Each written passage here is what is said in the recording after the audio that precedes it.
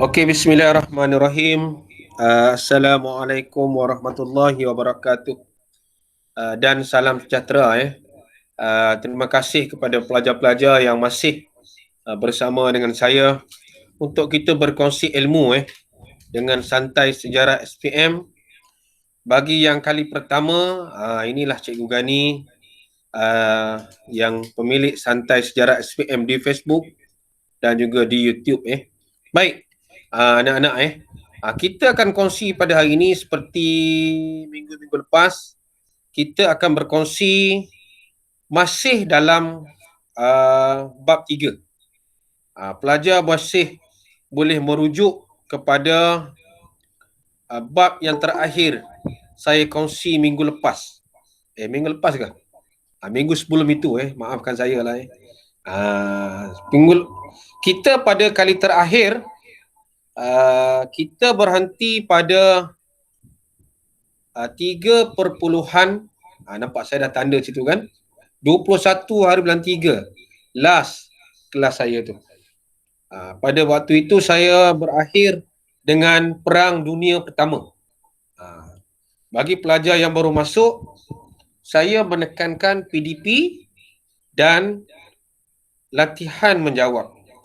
Jadi kita belajar dulu, kita ulang kaji dan kita lepas itu bimbingan menjawab dengan menggunakan modul Perak dan modul-modul negeri lain yang terpilih lah. Okey.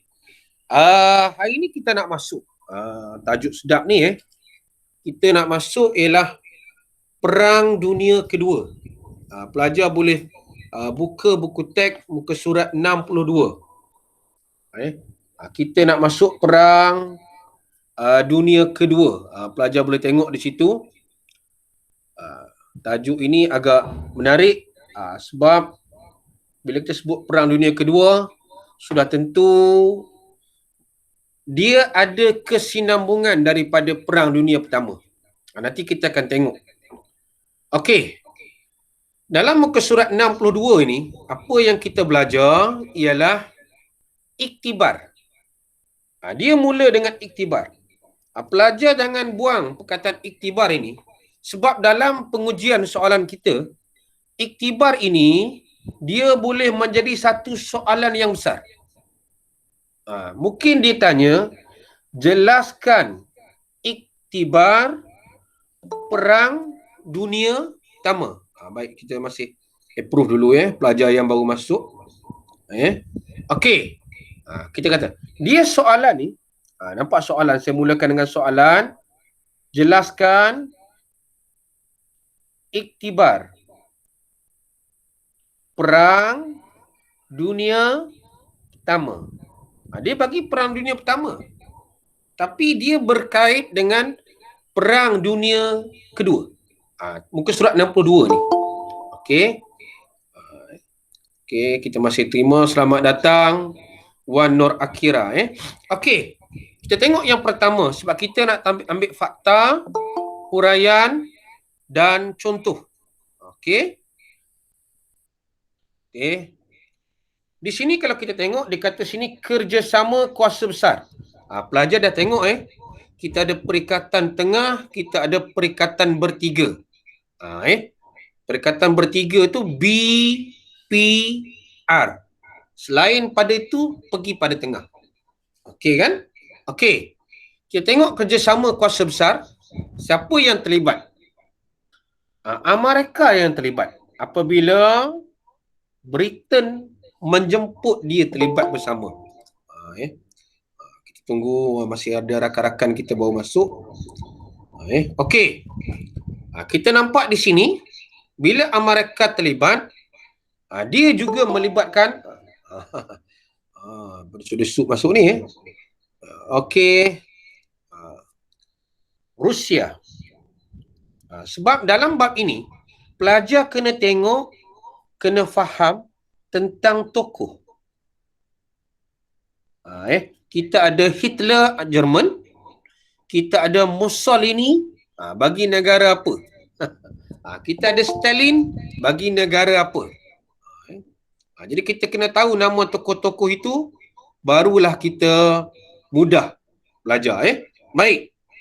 Jadi kita tengok di sini, tentera bersekutu, saya garis ni, iaitu daripada tentera udara, darat, semuanya diketahui oleh Amerika. Itu sebab mereka memenangi perang itu dan Jerman terpaksa surrender lah. Hitler. Tengok gambar ni. Tiga kuasa besar yang terlibat. Stalin, Roosevelt dan Winston Churchill. Tengok dia orang bertemu tu ya. Okey, ada lagi Okey. Ini poster propaganda. Kita nampak pihak bersekutu BPR tadi menentang Jerman. Dia cekik kepala. Kenapa kita katakan ini Hitler? Tengoklah dia punya misai tu. Tengok lambang Nazi tu. Tengok bendera. Oh, ini Amerika. Ini Britain. Ini satu lagi. Mungkin kita katakan Perancis. Okey, baik. Itu yang pertama. Yang kedua, strategi mereka ni bagus. Maksudnya Itali, Jerman silap dalam strategi. Kesilapan kuasa paksi membuat keputusan politik. Di sini kita nampak kesilapan mereka ini. Akhirnya kita nampak operasi menawan Rusia ini gagal. Bab ini dia agak rumit sikit ni. Kenapa kita katakan gagal? Dia bersambung pelajar. Bawah ini ialah huraian kepada yang atas ni. Okey, cuba kita tengok di sini. Dia gagal sebab yang pertama, kalau soalan tanya kenapa operasi menawan Rusia gagal? Cuba pelajar tengok. Soalan tanya simple saja. Kenapa operasi menawan Rusia gagal? Okey, cuba pelajar tengok sekejap. Boleh tulis di chat sekejap, boleh? Siapa nak on mic pun boleh. Cuba jawab soalan saya yang pertama ni. Soalannya 4 markah. Kenapa ataupun mengapa operasi menawan Rusia gagal? 4 markah. Okey, cuba pelajar ambil sedikit masa. Ini senang saja sebab jawapan semua ada di sini. Ini masih fakta. Cuba pelajar tengok di situ. Kalau dapat.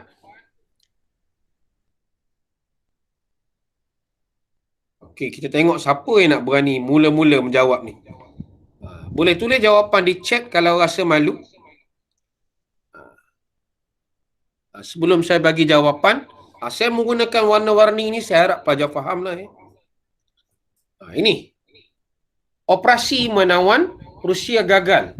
Kita tengok sini. Pelajar kena keluarkan 4 poin di situ. Okey, siapa nak cuba menjawab? Cubalah, cuba.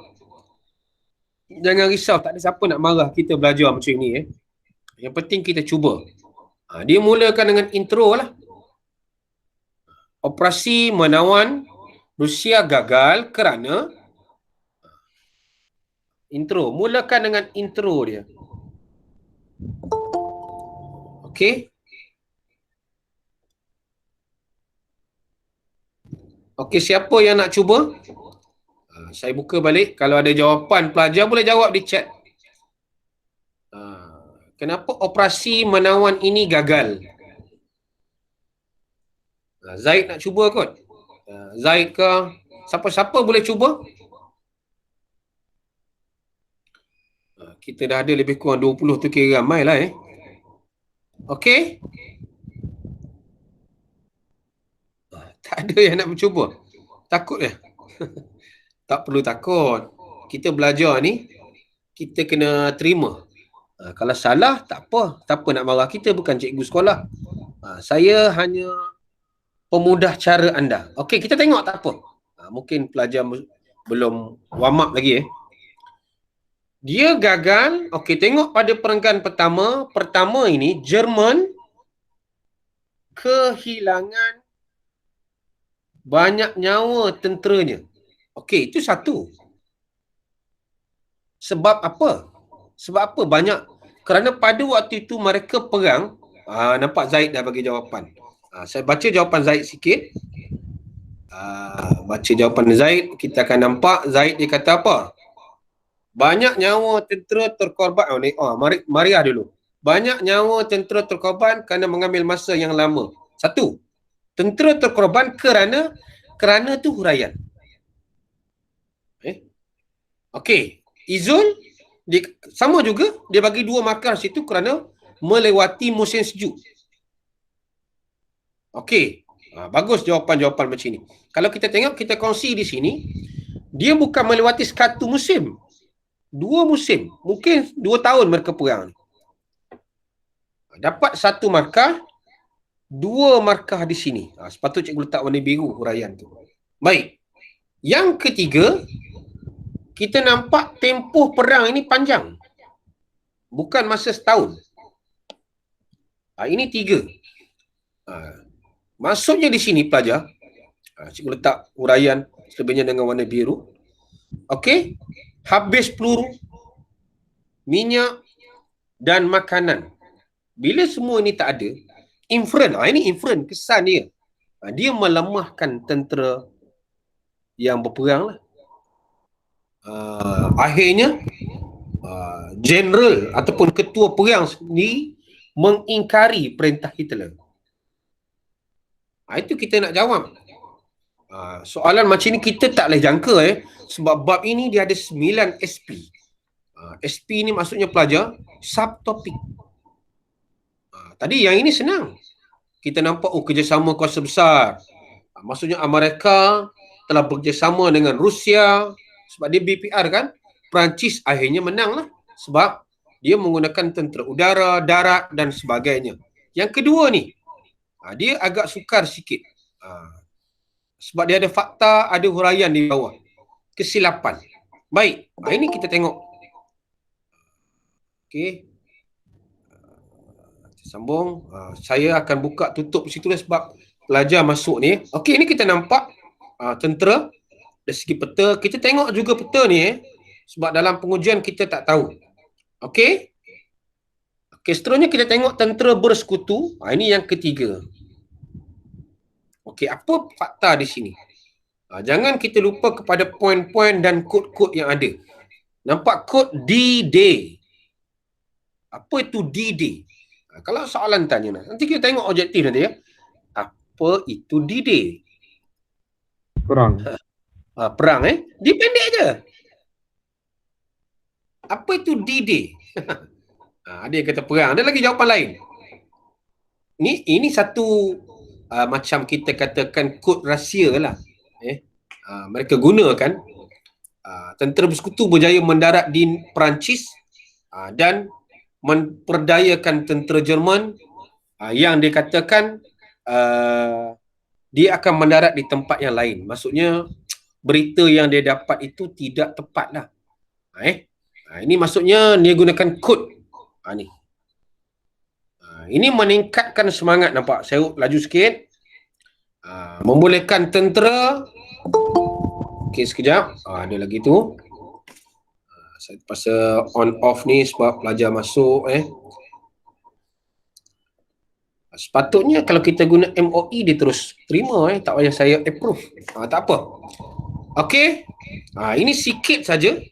Kita nampak operasi D-Day ni membolehkan tentera bersekutu berjaya masuk ke Jerman dari arah barat. Kita nampak di sini. Bila dah masuk, itu bukan sebab kejayaan lagi.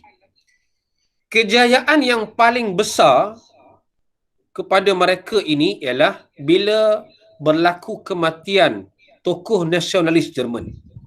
Kematian Hitler pada April 1945. Ingat perang kita 1941 hingga 1945. Jadi kita nampak bila perang mereka terpaksalah menandatangani perjanjian Versailles. Nak sebut tak apalah Versailles ke menyerah kalah. Sekaligus kita nampak perang ini daripada awal, walaupun kita nampak macam 5 tahun saja, 6 tahun sebelum tu dah mula, 6 tahun di Eropah. Ini kita tengoklah pelajar. Kalau soalan ditanya, macam soalan, kita tengok soalan sikit berkaitan di sini. Cuba tengok soalan ini. Nombor 11. Senarai berikut menunjukkan kawasan yang ditakluki oleh Jerman. Poland, Denmark, Norway. Bagaimana Jerman berjaya menguasai negara tersebut? Ini Jerman ni.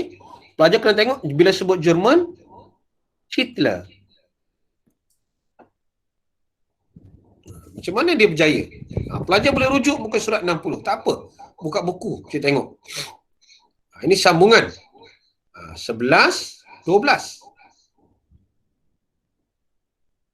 Okey. Pelajar boleh bagi respon di chat. Bagaimana Jerman berjaya? Fakih kata A. Ada lagi jawapan lain? Cuba tengok betul-betul. Serangan kilat. Ataupun ada jawapan lain? Arif pun kata A. Sebab ini soalan fakta. Kita tak boleh nak goreng lah. Maka jawapan yang kita nampak di buku teks tu ialah A. Perjanjian damai langsung tak ada. Okey. Itu masih okey. Ini yang kita baru belajar je. Itu sebab cikgu kata kemahiran peta, dia kena faham. Lokasi pendaratan tentera bersekutu. Mengapa Jerman gagal? Tadi kita dah baru belajar je. Baru saja kita belajar. Kenapa Jerman gagal mengesan ni? Muka surat 63. Okey, pelajar bila hari ni kita buat ulang kaji ni, cikgu serangan kilat tu sama masuk? Ya. Fakir kata A. Berbesar lah maksudnya. Serangan serta maksudnya kita tak jangka-jangka serangan kan. Okey. Ini operasi D-Day tadi. Pemalsuan, penyebaran maklumat. Ya. Okey. Ada yang nak bertanya? Macam saya dengar suara bercakap. Siapa bercakap? Kita tengok sekejap siapa nak bertanya tu. Tanyalah ada yang nak bertanya ke? Okey, baik. Tak apa itu baru sikit saja kita belajar. Pelajar dah nampak ada soalan yang boleh diuji di situ. Okey. Dalam modul Perak pun sama. Kalau kita tengok di situ, kalau kita tengok soalan struktur, ada tak? Kita jumpa tak lagi soalan ni? Masih belum jumpa soalan yang berkaitan dengan bahagian ini. Ini contoh-contoh soalan dalam modul Perak. Dan kita nampak soalan tadi sebenarnya dia dah menjawab soalan nombor 1, nombor 2. Cuba pelajar tengok balik saya yakin soalan kebat pelajar boleh jawab. Pada minggu lepas kita dah jawab dah. Sebab kita hari ni kita nak masuk nombor 2 ni. Pelajar tolong berikan perhatian di situ. Okey. Ada nak tanya setakat ini okey kalau nak bertanya boleh bertanya. Sebab kita dah nak masuk kepada Perang Dunia Kedua ni. Nanti kita akan cuba jawab esei di situ. Baik. Baru nak mula hari ni. Itu sambungan sikit minggu lepas. Okey, kita nak pergi kepada Perang Dunia Kedua. Apa yang kita nak tahu ialah sebab.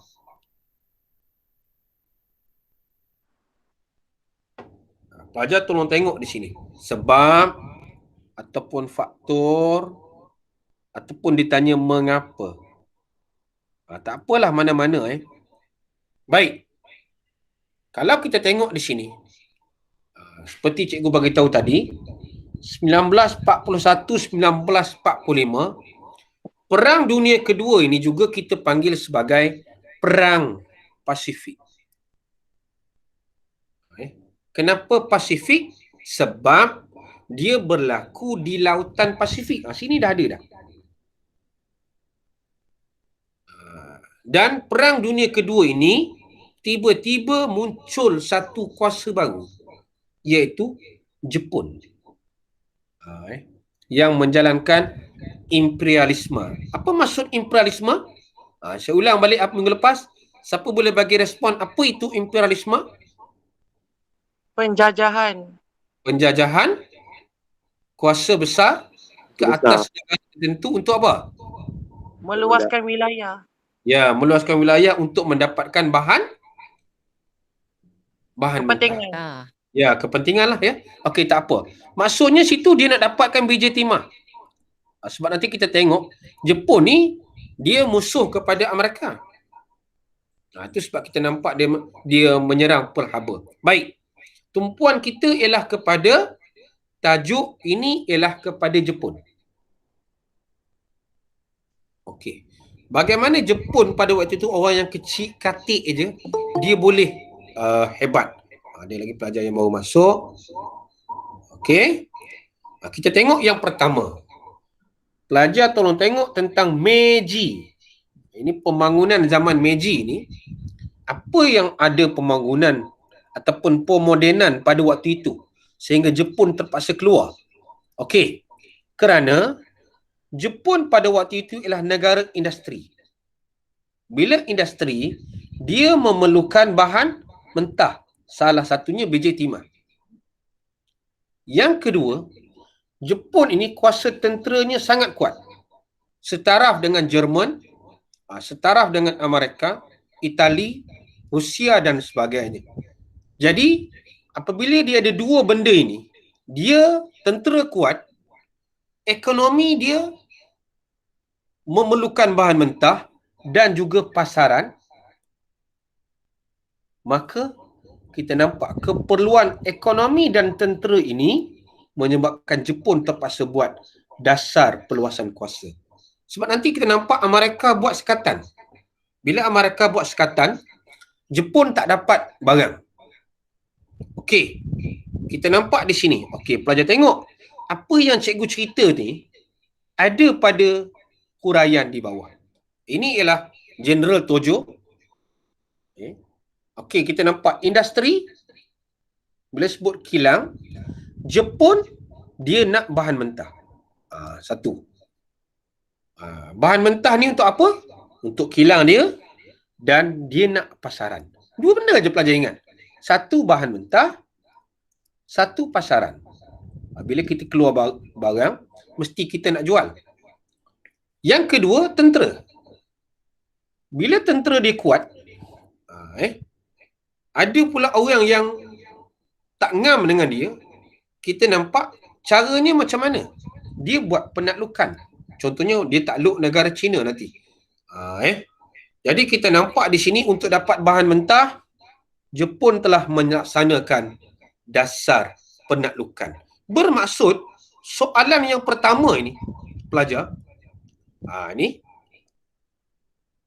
soalan ini yang pertama, markahnya 6. Faktor yang mencetuskan Perang Dunia Kedua.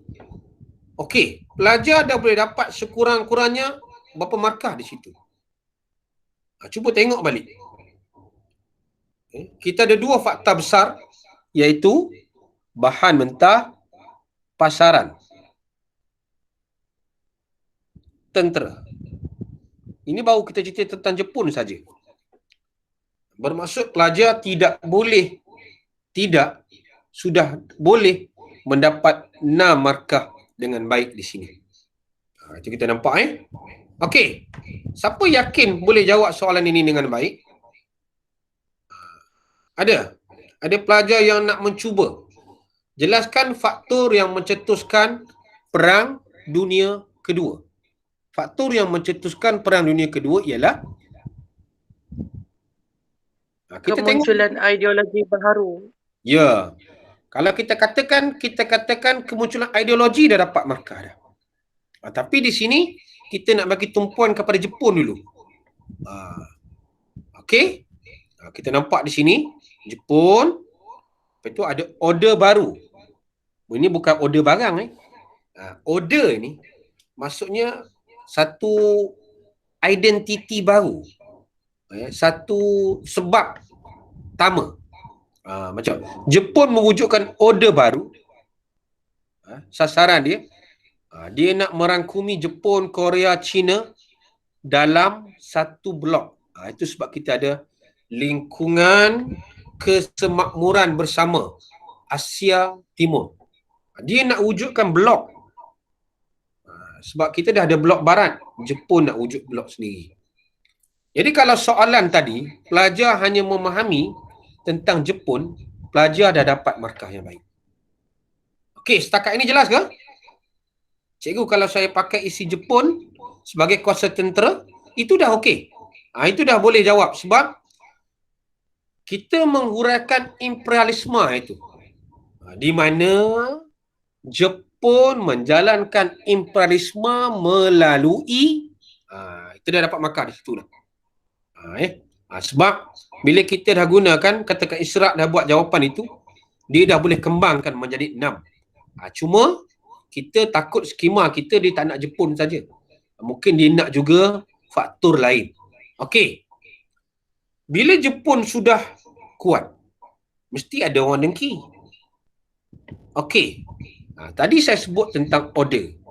Order ni satu ketetapan ataupun rancangan. Dia nak menyingkirkan Barat. Sebab Jepun ni dia tak suka Barat. Itu sebab bila datang ke tanah Melayu, satu cogan kata Jepun ialah Asia untuk Asia. Dia bagi tahu itu sebab orang kita bila Jepun datang walaupun pendek dia, suka kita. Sebab dia datang nak selamatkan kita. Rupanya nipu je. Tengok sekatan ekonomi. Ini kita nak masuk yang kedua ni. Maksudnya Jepun sebagai negara industri, dia tak boleh jual barang. Perdagangannya dihalang oleh Barat. Siapa yang halang? Yang halangnya 3 BPR tadilah.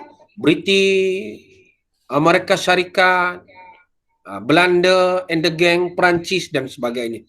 Baik. Nombor 2.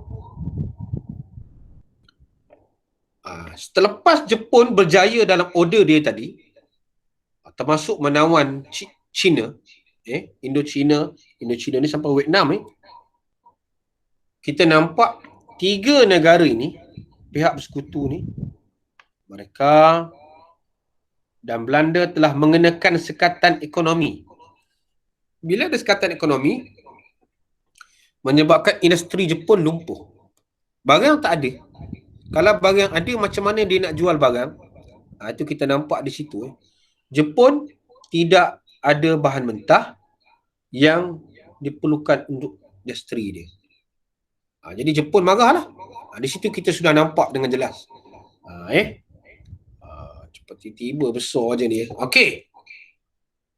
Itu yang kedua. Yang ketiga, ini yang ketiga ni. Macam mana dia nak elak daripada sekatan tadi? Tak ada cara lain Jepun boleh elak kecuali, nampak? Sebagai jalan keluar daripada sekatan, ekonomi, Jepun terpaksa menguasai wilayah selatan, termasuk tanah Melayu. Kita lah. Jadi satu lagi pihak, tadi pihak berikat ataupun pihak bersekutu. Ini pihak bersekutu. Lawan pihak bersekutu adalah paksi. Ini Jepun lah, geng Jepun. Jadi geng Jepun J juga. Jerman. Jadi dia datang ke Jepun, dia orang mengkaji itu yang dihantar ke tanah Melayu, menyamar sebagai mekanik, menyamar sebagai pemilik akuarium. Jadi akhirnya Jepun berjaya tawan. Jepun berjaya bina kapal perang dan sebagainya. Di sini pelajar, kalau kita tengok balik, Boleh tak kita jawab soalan objektif? Okey. Kalau kita tengok di sini, okey, tengok soalan pertama 13. Apa jawapan dia? Meiji. Dapat saja soalan, kita garis dulu. Apakah kesan? Oh, dia nak kesan. Muka surat 64. Okey. Apa kesan pembaharuan itu kepada Jepun? Cuba pelajar tengok balik, baru belajar ni. Dia jawapan yang kita tak sentuh tadi, potong. Apa jawapan ni? Kita tengok dekat chat, ada ke dekat chat jawapan? C. C. Kekuatan tentera diiktiraf dunia. Ada lagi jawapan lain? Yang kita tak sentuh ialah imigran. Tak sentuh langsung imigran ni pendatang Kita tak sentuh tentang pemerintahan, monarki ke, fasis ke, nazis ke, tak sentuh. Kita tak sentuh langsung tentang penentangan kepada Jepun. Kita ceritakan tentang kekuatan tentera Jepun. Okay, good. C. 14. Okay. Fajar kena faham tentang order. Order ni tadi ialah perancangan. Hasrat. Blueprint. Mana semua sama lah tu. Apakah matlamat order tersebut? Dekat sudut maklumat ada. Apa matlamat dia?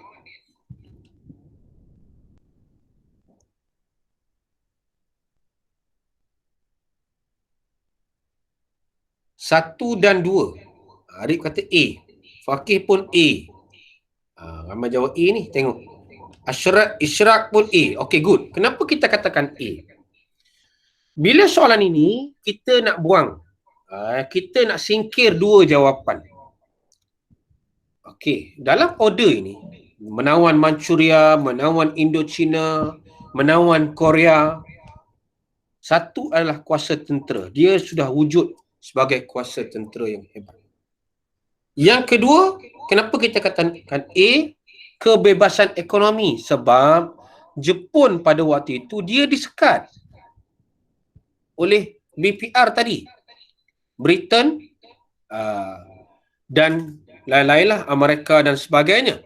Jadi terpaksa dia keluar untuk membebaskan ekonomi dia untuk mendapat bahan mentah. Kalau kita conteng-conteng, kita dapat. Menyekat tak ada kaitan. Jepun tak sekat. Birokrasi pentadbiran. Ingat, birokrasi ni sistem kita belum sentuh. Okey, bagus pelajar. Sekali lagi tepat. Okey. Ini ialah dasar perluasan kuasa. Good. Last. Ini ialah dasar perluasan kuasa Jepun. Bila Jepun dia buat order baru, dia menawan Korea, Manchuria, China, Indochina, apa tindakan pihak BPR tadi? Okey, Zaid. Oh, cepat Zaid Kita nampak di sini, Fakih pun sama. Jawapan yang kita tak sentuh, salah. Okey, ramai. Good, thank you. Okey, propaganda tak ada. Propaganda Asia untuk Asia belum. Institusi beraja kita belum sentuh. Perisikan cikgu dah sentuh sikit tadi. Tapi jawapan paling tepat ialah ayam. Nampak soalan kalau kita nak tengok, bila dia nak uji pelajar, dia kebanyakannya ada pada buku teks. Dia mesti ada pada buku teks. Sama ada pada glossary, sudut maklumat, info atau sebagainya. Baik. Seterusnya kita nampak. Bila disekat kita nampak, Jepun bukan diam. Jepun cuba berunding dengan Amerika untuk buka sekatan. Tapi Amerika tetap dengan ketegasan dia tidak mahu buka sekatan atas tindakan Jepun tadi. Kita nampak di sini gambar menunjukkan Jeneral Tomoyuki Yamashita. Dia meninjau pesawat pengebuman yang dibina. Cantik di sini. Okey. Kita nampak negara-negara ini laluan Jepun menawan Asia ni. Kita tengok balik peta. Macam ini hebatnya Jepun pada waktu itu. Dan kita nampak bila gagal bermulanya. Kalau soalan tanya bermulanya Perang Dunia Kedua, pelajar tak boleh cerita yang tadi. Dia mesti bermula dengan istilah pengebuman. Pengebom. Macam ni je. Okey. Dia bermula bila di sini cukup besar kan? Jepun marah Amerika, Jepun telah mengebom Pearl Harbor. Ni kalau siapa tengok cerita wayang ni ada Pearl Harbor ni. Bila pelabuhan Amerika dibom, automatik Amerika ni lemah. Dia telah melumpuhkan Amerika. Jadi tak ada lagi kuasa yang halang. Bila Amerika lemah, dia tak dapat bantu. Kalau soalan tanya, apa kesan pengebuman Pearl Harbor? Nampak macam keban. Tidak. Dia soalan fakta. Kesannya ialah Amerika lumpuh, tidak dapat membantu negara-negara lain, tidak boleh lagi menjadi penghalang kepada Jepun. Nampak? Ini. Semua fakta. Itu sebab kalau soalan tanya, apakah kesan pengebuman armada tu, Zaid, pasukan tentera, ketumbukan tentera, kesan pengebuman Pearl Harbor.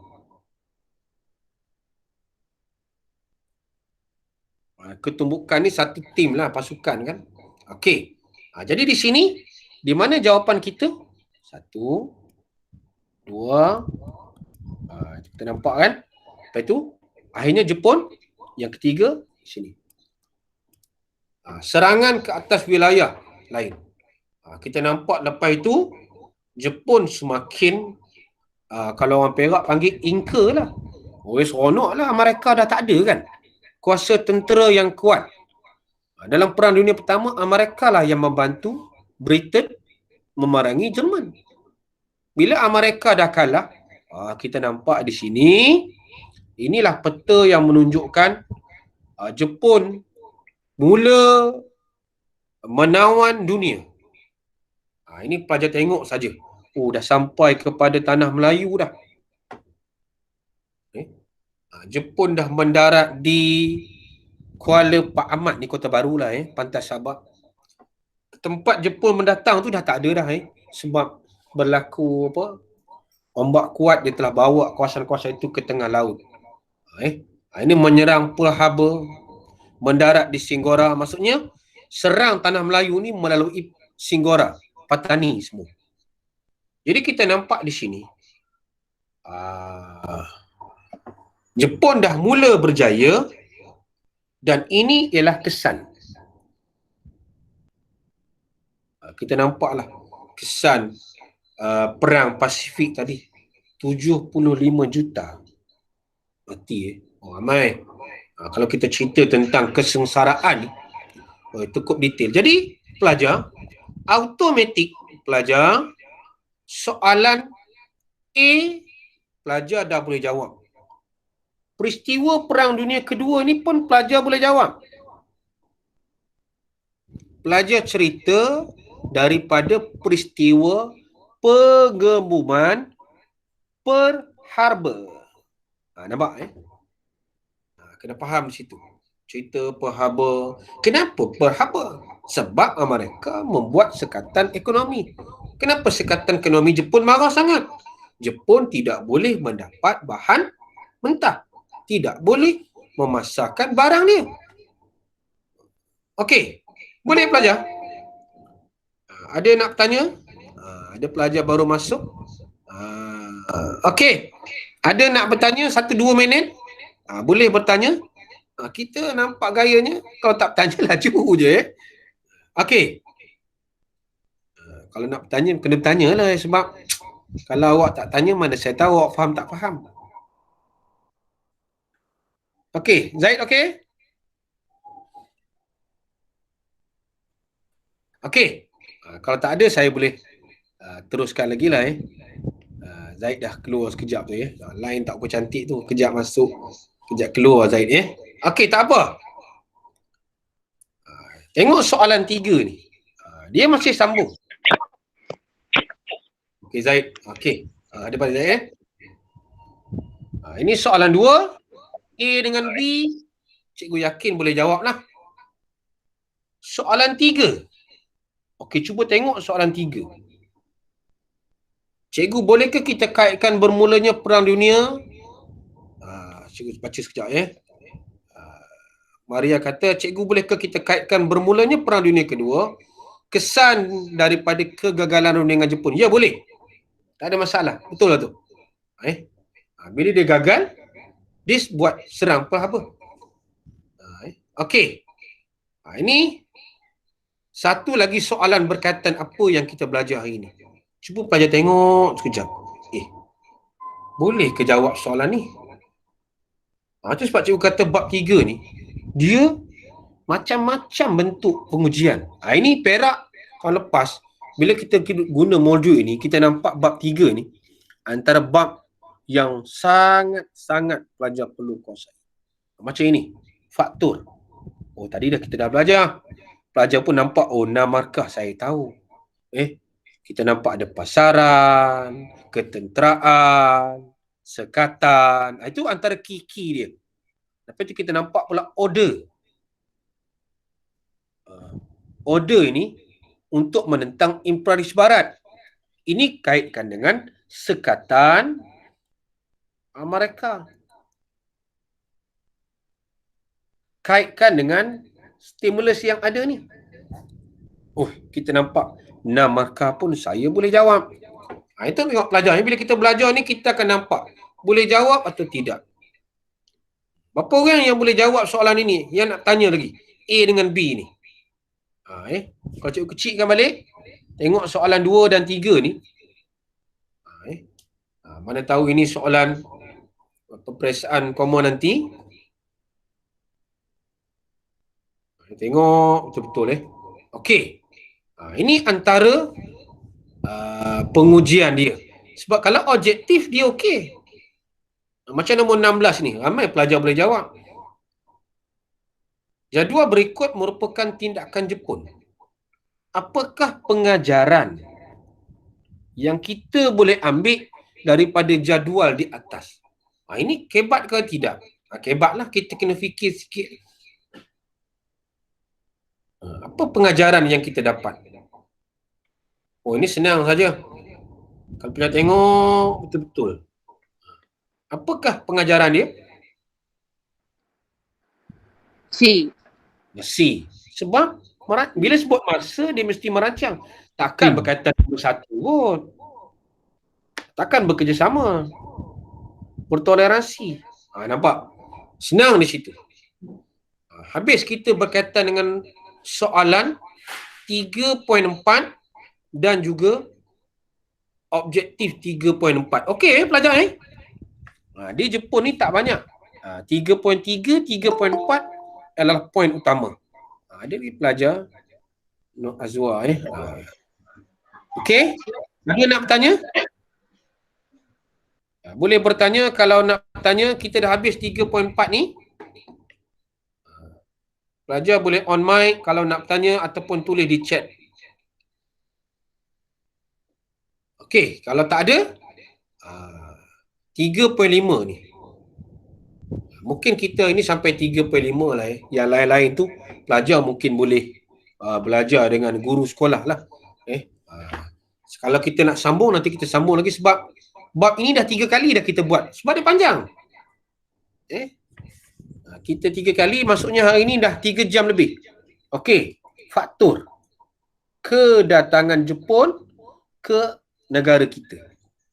Cikgu bagi tahu tadi, Jepun dia mula serang negara kita ni 8 Disember. Cuba tengok tarikh 8 Disember, 16 Disember. Maksudnya ini satu tanah Melayu, satu Sarawak dan Sabah.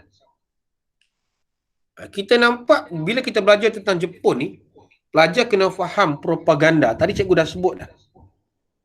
Semangat Asia, Asia untuk Asia. Kenapa orang Asia dia menyokong Jepun? Sebab Jepun ni diguna propaganda. Kita ingat dia datang nak bantu kita, rupanya kurang ajar. Ni nipu kita. Okey. Pertama, sudah tentulah berkaitan dengan ekonomi tadi. Jepun dia nak dapat bahan mentah.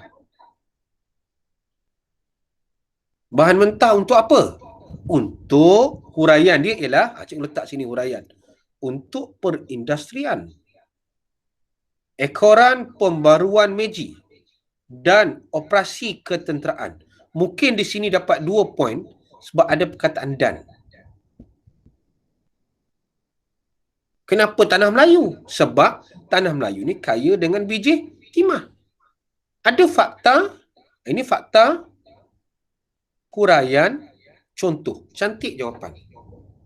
Kenapa dia nak serang Sarawak? Sebab ada minyak. Jadi kita nampak. Kenapa dia nak buat semua ini? Tadi cikgu dah bagi tahu. Sebab Jepun ni dia nak wujudkan lingkungan kesemakmuran Asia Timur Raya. Dalam peta tu dia nak buat geng dia. Untuk mengukuhkan ekonomi Jepun. Ini inferen dia. Kesannya ekonomi Jepun naik mendadak lah. Sebab dengan propaganda ni kita tengok gambar ni pun kita tahu kalau keluar stimulus ini. Kita ingat dia nak bantu kita. Tambah pula dia gunakan tulisan Jawi pula tu. Ya Allah, peliharalah kami oleh tentera Jepun daripada diinaya. Kita pula kata bantulah Jepun. Nampak? Maksudnya orang Melayu yang buat ni sebab mereka percaya pada Jepun yang datang nak bantu kita. Okey. Yang kedua, strategi Jepun. Macam mana strategi Jepun ni bagus? Dia tak serang melalui Singapura. Dia serang melalui utara. Okey, kita nampak di sini. Strategi Jepun ni menarik. Buktinya ialah kita nampak sini. British dia ingat Jepun akan serang melalui Singapura. Jadi mereka ni semua duduk di Singapura. Tapi Jepun dia serang melalui utara. Itu sebab kita nampak rupanya British pun mengong juga dah. Tak kesilapan strategi British, kehebatan strategi Jepun. Itu kita nampak dan Jepun sama juga dengan tadi, dia menggunakan serangan kilat. Maksudnya udara, air, darat. Dia kombinasikan bersama. Naik basikal, jalan kaki, naik bot, kapal terbang. Okey. Jadi kita nampak di situ pelajar. Ini serangan Jepun lah. Pelajar boleh tengok kenapa kita katakan serangan tadi. Inilah peta dia. Ini bukti. Ada daripada kapal, ada daripada jalan kaki, ada daripada kapal laut. Nampak dia punya pergerakan ni. Dia serang melalui, ini strategi daripada barat. Daripada barat ni, dia terus turun ke selatan. Daripada utara ni, dia pergi timur terus sampai ke selatan. Last baru ditawan Singapura ni. Tentera British duduk di Singapura. Nampak? Berpecah kepada dua pasukan. Kita nampak di sini melalui jalan darat. Tengok ada jalan kereta api, dia ikutlah. Kita nampak ada kapal dia. Kapal Raffles dan Prince of Wales. Ni kapal British. Akhirnya dibom oleh Jepun. Ditenggelamkan oleh Jepun. Bila kapal British tenggelam, tentera pula semua berkumpul di Singapura. Cepatlah Jepun menawan tanah Melayu. Tengok 15 Februari, 8 Disember. Berapa bulan saja dapat menawan tanah Melayu. Jadi kita nampak di sini pelajar. Kita bukan nak hurai semua. Yang penting saya nak pelajar faham. Apa kehebatan Jepun memudahkan Jepun mudah menawan tanah Melayu. Itu sebab kalau kita tengok soalan objektif, dia kata di situ, kenapa Jepun mudah menawan? Kita tengok gambar ini. Nombor 17. Muka surat 17. Okey, saya besar sikit. Okey, ni buang. Okey. Ini semua A. Okey, good. Kita laju sikit. Okey, cantik. Apakah slogan? Lagi mudah. A.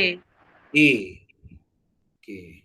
Kalau tugas menyebarkan tamadun ini slogan barat kesemakmuran Asia Timur Raya ini ekonomi. Beban ni nampak sangat bohongnya. Okey. Tengok peta pun boleh jadikan soalan. Apakah faktor tersebut? Nampak? Dengan peta tu dia boleh jadikan satu soalan. D. Okey. Kita katakan 1 dan 4. Jawapan D. B ke D? D. Dadu. Dadu. Okey, D. Sebab apa? Kita tak sentuh imigran ni, golongan pendatang. Kita tengok semangat juang yang tinggi. Semangat juang, nanti kita belajar kamikaze. Bushido. Jepun ni ada dua semangat tu. Strategi dia. Sebab dia tawan ke sini. Dia bom kapal ni. Itu sebab Jepun ni hebat. Jepun kita boleh jadikan sebagai rujukan kita lah. Okey. Kita nampak di situ Okey. Cepat benar masa kita dah nak sampai. Lagi 10 minit 1 jam. Ada nak bertanya? Kita dah habis 2 ni. Cikgu nak tanya. Okey. Boleh ringkaskan ke yang perkataan lingkungan sekemakmuran timur Asia Timur Raya? Nak ringkaskan macam mana maksudnya? Buang Akronim lah. Ya. Dia gini, dalam sejarah, kalau kita nak ringkas, kita dah tulis yang penuh dulu. Kita dah tulis yang penuh, next dalam kurungan, kita ringkaskan. Next, kita boleh guna apa yang kita ringkas tadi. Kalau kita terus guna, bukan kita anggap pemeriksa tak faham. Sebenarnya dia berbuat tak faham. Sebab itu salah. Dia buat lantak, padan muka. Udah. Salah lah kita, rugilah. Tak galak, tak digalakkan pelajar buat akronim. Kecuali kita dah gunakan ayat penuh dulu. Boleh Tapi setakat boleh. Di sungai yang tu okey lah Okey, ada lagi? Yang nak bertanya?